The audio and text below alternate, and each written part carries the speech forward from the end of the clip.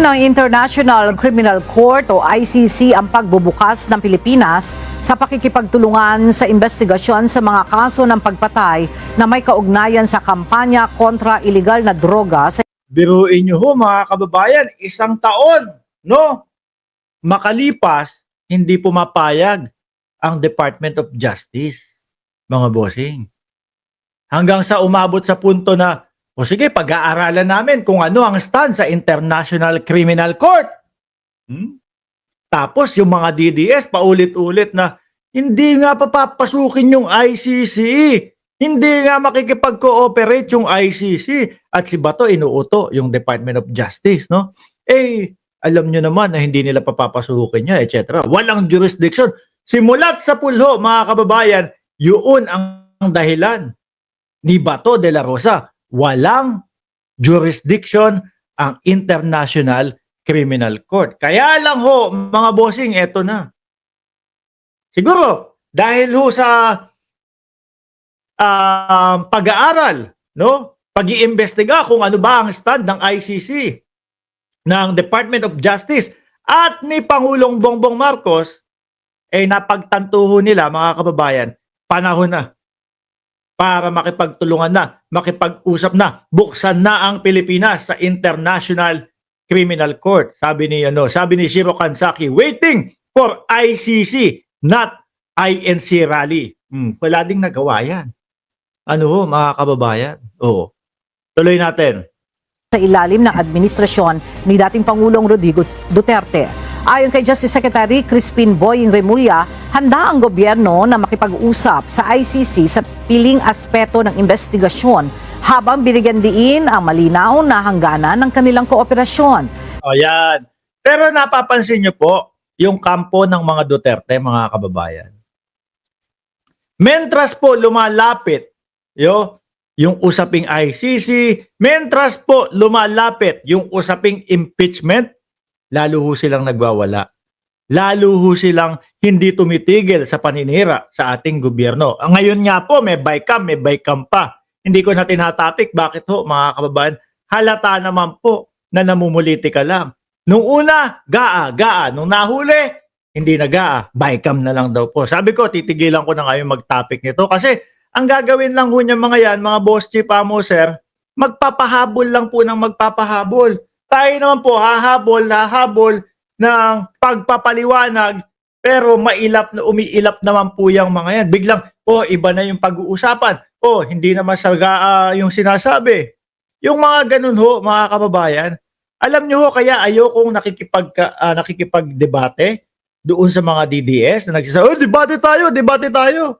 Una po kasi ang papangit nila, una po ang papangit nilang makipagdebate. Kapag ka nasusukol mo na ho yung mga yan, mga bossing, iiwas ho yung usapan. Ang gagawin ho, iibahin yung usapan. Mga bossing, ganyan din ho ang nakikita ko doon sa blanco daw ho. Ang alam kong blanco, mga boss, yung mga utak ng mga DDS, wala hong laman. Sabi ni no one else. Pasensya ka na, hindi ko nababasa minsan yung yung comment mo kasi mabilis yung chat box eh. Wala namang isasagot yung mga DDS. Ganyan lang ho yan, mga bossing. No? Sabi ni Lawrence Alvarez, mas gusto ko ang magtago na lang kaysa manlaban pa siya kasi hindi niya mapagbabayaran ang mga pagtegi niya sa EJK. Tuloy. Sinabi rin ni Executive Secretary Lucas Bersamin na ang anumang aksyon ng Pilipinas ay nakadepende sa kahilingan ng Interpol kung may kaugnayan sa ICC jurisdiction. Ayan na nga po, mga kababayan. Yung sinasabi po nila, walang jurisdiction. Pero may other way nga po, mga boss chief amo, sir. Yun po ay ipinaliwanag na din, ni E.S. Bersamin, mga bossing. Na daw ho, kapag ang Interpol ang nakiusap sa Pilipinas para iserve ang warrant of arrest sa pamamagitan ng Philippine National Police or tinagalog na pambansang kapulisan ng Pilipinas, walang magiging sagot ang Pilipinas kung hindi papabor po sa Interpol, mga kababayan. So ano po ang ibig sabihin nun, mga boss chief amo, sir? Nakikita ho natin, ang International Criminal Court po, tuloy-tuloy lang po sa pag-iimbestiga. Hindi po humihinto. At yung mga susunod na hakbang, mga boss chief amo, sir, serve na lang warrant of arrest yan. At nakita nga na ho natin, mga bossing, na pwedeng padaanin sa Interpol, mga bossing. No? Pwedeng padaanin sa Interpol, mga kababayan. Ang sakit sa ulo, ano? Paulit-ulit yung mga DDS, paulit-ulit. Wala naman jurisdiction. Tapos ito, biglang isa-serve na yung warrant of arrest ng PNP. Isa ho sa nakikita ko, mga kababayan, yung mga pagpapalit ng mga pulis doon sa Davao, dahil po dito, no? Dahil po dito, sa pinaghahanda po ang pambansang kapulisan, lalo na diyan sa Davao. Saan ba sila nakatira? Mga taga saan ho ba yan? Di ba mga taga Davao ho, mga bossing? Para sa ganon, kapag ka lapag o kapag ka, eto na, iserve na natin ang warrant of arrest nitong mga to. Si Digong, si Bato, sino ba? Ayan, nasasaktan si Sotero. Wapanyo. Utang ina. Mababaho ba talaga ang apelido dyan sa ano?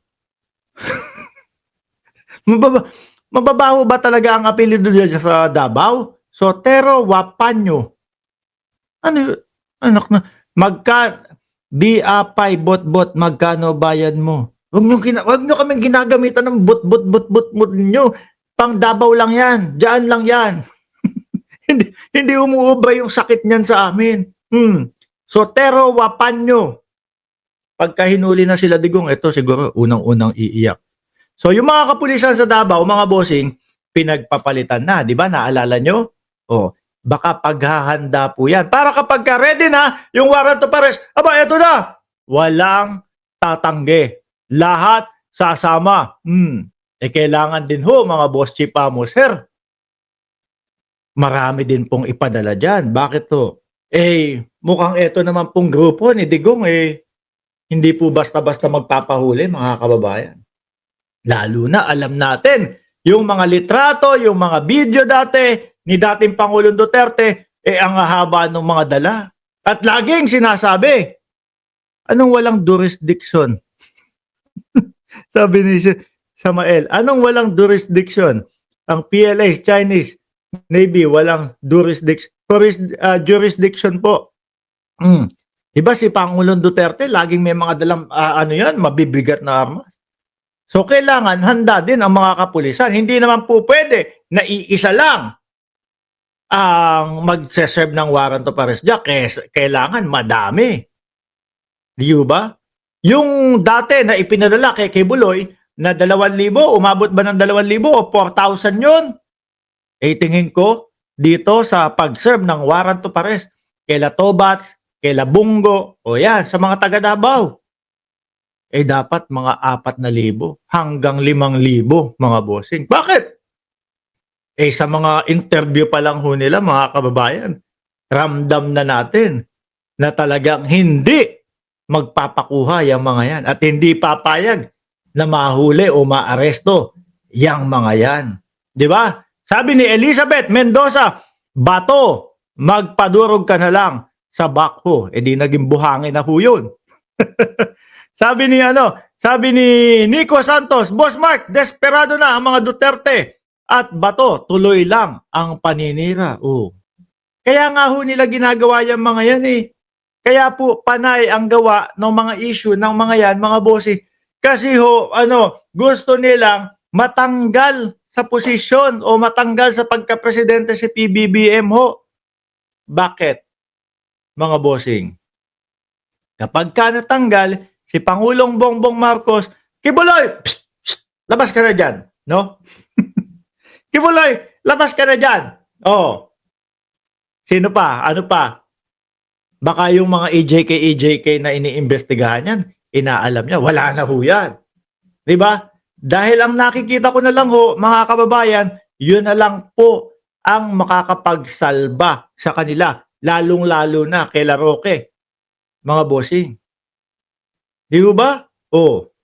Kaya si Roque paulit-ulit Paulit-ulit yung paninira, paulit-ulit yung kung ano-anong sinasabi sa gobyerno, wala naman hong katotohanan. Oh, bakit? Dahil ang inaakala ni Roque, pagka natanggal si Pangulong Bongbong Marcos, lusot na ho siya.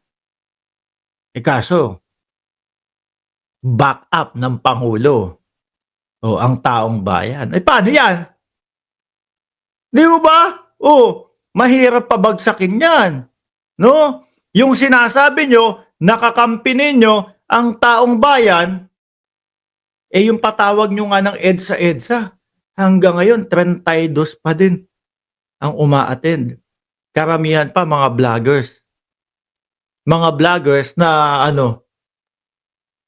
masakit sabihin. No, masakit pakinggan. Pero kaya lang pumupunta yung mga vloggers doon dahil sa palipad. O di ho ba, mga kababayan? Paano nila masasabi, padami na, alam nyo ang lagi kong naririnig, padami na kami ng padami. O, mga ilang buwan na lang. O kay Dado, miski kay Dado, anak ng tinapa. Si Dado, aarestuhin na lang. Papasok na lang sa oblo. Hanggang ngayon, yung sinasabing hanggang January na lang ang ating Pangulo, ganun pa din ho. No, ganun pa din mga kababayan. Wala pa din. Yung biyernes, na EDSA nila, anak na tinapa. Nahinto na yata yun. Wala nang pumupunta. Di ba? Nandito si Marcoleta. Boss, ikaw ba naniniwala ka, mananalo ka? Ako hindi. Are you talking about January 18? Yung mga pa-EDSA nila, mga kababayan, mismo ang dating Pangulong Duterte pa ang nag-iimbita. Isog ka ba? Kung isog ka, labas na ng bahay. Sumama na sa amin. Putik, mamukat-mukat mo. May nanonood kay Mark Ramos, 2,570. Tapos 200 dyan, DDS. Samantalang yung ang dating Pangulong Duterte, pag nagpatawag, wala. Hindi nila pupuntahan. 32 lang. Pero dito, nakasuporta sa atin yung 200 nilang DDS. Wala nang asim, mga bossing. Wala nang naniniwala. Bakit naman ho maniniwala pa? Biruin nyo naman ho, sa lahat ng ginawang issue, magsimula yung mautog nila, walang naipakitang mga ebidensya. Sino maniniwala dyan? Sabi ni no one else, saan na si Dado? hindi ko alam. Ewan ko nga doon kung nakakauwi pa. Kasi yung huling narinig ko si Dado, sabi, shout out sa misis ko. Tapos yung huling nakita ko si Dado, sandali, nasaan ba yun? Maipakita na disenyo. Yung huling nakita ko si Dado, mga kababayan, nandun, may katabi na lalaki. Nandun sila sa kama, magkasama sila doon sa kama. Sabi ko, ano na nangyari dito? May bumigay ba dito sa dalawang ito? Nawala na ang tapang ni Dado. Hanggang sa nauna nang magtago, mga kababayan. Eto pa, eto yung mga mismong interview ni Bato de la Rosa. Pagkatapos ho, mga bosses, siraan tok-tok dito si Someday. Inalagaan si Metran, buntis na. Laki kasi ng tiyan no? Paano kaya kikilos yung kapag kayong Kasi lagi nilang sinasabi,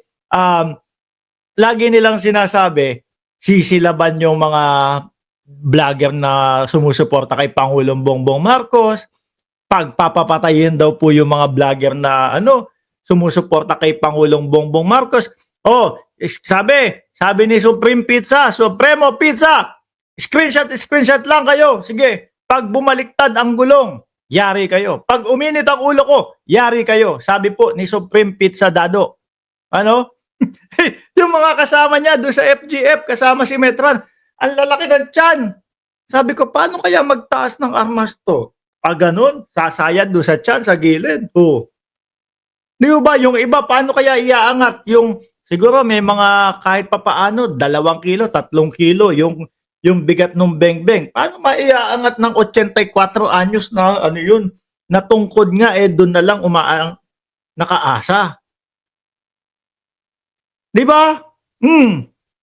Wala na ho ang mga DDS, mga boss.